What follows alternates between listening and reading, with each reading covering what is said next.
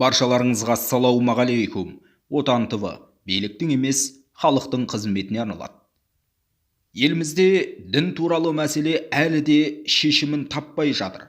Алайда қоғам белсенділері және өзекті мәселені қозғап жүрген заңгерлердің қатары көбейіп келеді. Халық әрине шындықты жақсы көреді, шындыққа тіке қарайды. Осы турасында белгілі заңгер Айгүл Орынбек ханымның мына бір жазбасын қараңыз. Сәләфиттер мен уахабиттердің балақ кесіп, қара жамылғандардың ұлтымызға қауіп төндіріп жатқаны жайлы жазып та, айтып та жүрмін. Өкінішке орай біздің билік үнемі тамырын тереңге жайып, арам шөп сияқты қаптап кеткенде ғана күресу керек екені естеріне түседі. Алдын алу деген жоқ, көбейтіп алып, солармен күресу үшін ақша бөліп, бюджетті жеп жүргендеріне мәз.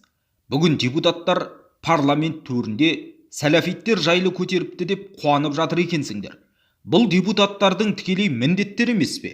Әркім өз функционалдық қызметтері мен міндеттерін дұрыс орындаса, сәләфиттер бұлай талтаңдап жүрмесе.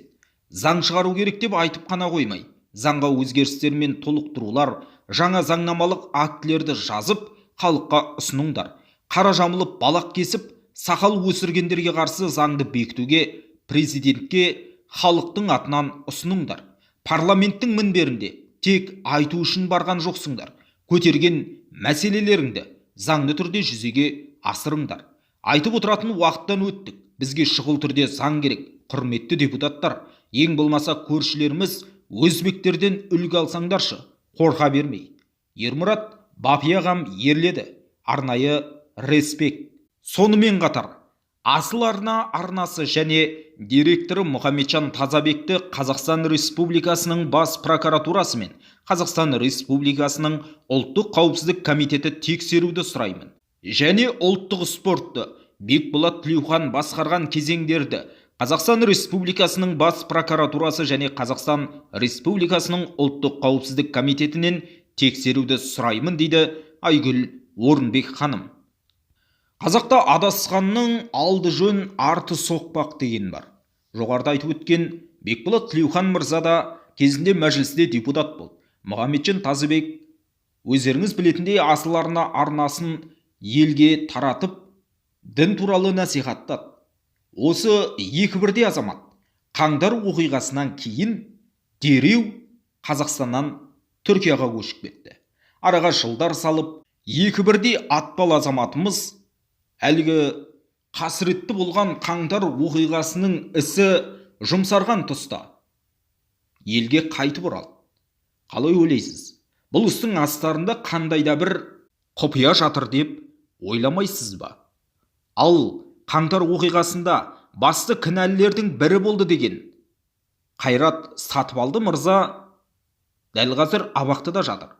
Бұл азамат ұлттық қауіпсіздік комитетінде басшылық қызметті атқарған Нұрсұлтан Назарбаевтың немере інісі болып табылады. Бекболат Тілеухан да, Мұхамеджан Тазабек мырза да Қайрат Сатыбалдыға өте жақын болатын. Өте тығыз байланыста әрі бір-бірін адал дос санайтын. Дегенмен, бұл оқиға жайында кезінде Ринат айтпақшы, Бекболат Тілеухан аға, сіз қаңтар оқиғасын біле тұра неге бізге айтпадыңыз деп сауал тастағанда, Бекболат ағамыз бұл жағдайдан мен бейхабармын деп, тіпті Ринатты терпила деп жауап қайтарған еді. Ал енді соңғы мәліметтер бойынша Бекболат Тілеухан Кәусар Тревелдің ақшасын жымқырды деген ақпараттар да шығуда. Экс-мәжіліс депутаты оны мойнына алмай, өзін бұл адамдарды мүлде танымаймын деп ақталды. Оны әлеуметтік желідегі тараған видеодан да көрген боларсыз. Ал Мұхамеджан Тазабек мырзаға да тағылып жатқан айыптардың ел арасында әрине ресми түрде емес бар екенін жасырмаймыз. Алайда әлі нақты іс қозғалған жоқ. Ешқандай ресми ақпарат болмады. Дегенмен алдағы уақытта әліптің артын бағар болсақ, бұл істердің де құпиясы ашылуы ғажап емес. Facebook әлеуметтік желісінде Серік Хасенов бұлайша жазба қалдырып еді. Қайрат Сатыбалдының дәурені жүріп тұрған кезде айтпай Дәурені кеткесін бәрі батыр атанып жатыр ғой. Есімде 2016-2017 жылдардың бірінде бір үлкен жиын кезінде Қайраттың махинациясын айтқан жалғыз адамды білем, ол Тұрсын Жұртбай ағам. Жайған айтқан жоқ, діннен проблема жасап, өзі сонымен күресуге мемлекеттен миллиардтарды қалай жасап отырғанына дейін айтты. Уахабизммен күреске ақша бөлдіру үшін уахабистерді ұстаған, шошқа мен сиырды баққан үшін субсидия алатын жобаға ұқсас дүние ғой, тек аты басқаша. Билік қазір неге уахабистарға өшігіп тұр? Себеп Тоқаев басқа діни топпен келісім шарт жасасты деген сөз. Контора мен үкіметке кончат всех деген команда түскен. Аналарға батыр атануға күшті мүмкіндік, мыналарға басқа діни топта келу керек. Хали хоп, екі жақта риза. Аналар Түркиядан келмей жүргені сол. Осыны күтті, соңғы сөз Тоқаевта болған. Тоқаев толық аналар жағына шықты. Енді оларға қиын. Өздерін тырқыратқан топ олардың орнына келді. Кек алуды бастап та кетті. Діннің тарихы алғашқы алаяқ пен аңқау адам жолыққан күні басталды деген екен Вольтер. Ислам діні де аврамдық діндерге жатады. Соның көшірмесі ғой. Құран, Библияның көшірмесі, яғни діннің барлық экономикалық, саяси, әлеуметтік формасы көне еврейлік саттық пен формаға негізделген. Бұлайша айтқанда, моральдық тәуелді ету арқылы сізді арбау. Осыны сезген римдіктер Рим папасын қолдан жасап шығарды. Библиядан айырылған еврейліктер Тәуретті қалпына келтіріп, соған қарай діни бағыттарын ығыстырып алды. Жарайды, оны кейін айтпағым, жалпы біздің елдегі дінді сынағандарға зайырлылық, толеранттылықты ұқпайсыңдар. Әні Америка мен Франция елдерін қараңдаршы. Олардың өзі хиджаб пен дінге қарсы емес, сендер өздерің әлі демократияны ұқпайсыңдар дейді екен.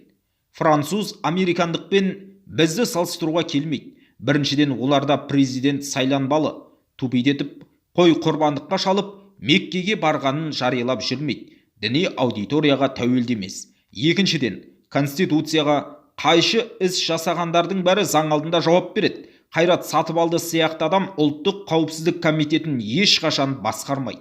Үшіншіден, мектептерде және әскериде діни уағыз айтылмайды. Осылай кете береді. Сосын ең бастысы, мысалы христиан діні ешкімге мәдени экспансия жасамайды. Себеп ол сол тілге аударылып, сол мәдениетке тураланып, салт дәстүрі мен тіліне сіңіп кетеді. Ислам діні керісінше, дәстүрлі ислам деген жоқ. Ол терминді қай алаяқ ойлап тапқанын білмеймін. Исламда бір ғана дәстүр бар. Ол араб дәстүрі. Ол Парсы, Финикия, Бактирия тағда басқа деген алып мемлекеттердің өзін жұтып қалды. Толерантты демократ һәм теолог данышпандар басқасын айтпағанда орыстың калькасына тойып алған қазақ тілінің халін ойлайықшы. Орыстан ажырата алмай, балаларды қазақшаға баули алмай отырған елді мешітке тығып, арабшамен тілдерін шыламақсыздар ма? Ол не Құдай арабша ғана түсінетін? Ең асылы Құдай жүрек тілінде сөйлейді деу емес пе? Мен тарихпен мақтанбаймын, мен тіліммен де мақтанбаймын, тек қазақ тілі үшін болысуды тоқтатпаймын. Мен қай тілде сөйлесем, сол тілде бармын. Алғаш анаммен тілдескен, алғаш әкем боқтаған, алғаш әжемнің еркелеткен тілі қазақ тілі деген. Менім үшін күреспеуім керек пе? Қазақстанның христиан діні өкілдері дұғасын аударып, қазақша жасауға көшті. Ислам діні өкілдері әлі арабша дұға қылады. Бөйткен діннің тап ауызы, ал теологиялық білімі тасып, Құранның дұғалары қазақшаланбайды дейтін данышпандарға орысшалап айтайын. Сөзді құшақтап ұйықтаңыздар, таңертең қазақ болып шошып оянарсыздар. Қысқасы, дінді таңдасақ тіліміз жоғалады, соны ұмытпайық. Құдайы өзге тілде сөйлейтін халықтың болашағында жоқ, дейді Серік Хасенов. Айтылған жазбамен сізде келісесіз бе? Әлде өзіңіздің айтар пікіріңіз бар ма? Төмендегі комментарийге ой тастаңыз, каналға жазылып, қолдау білдіруді ұмытпаңыз.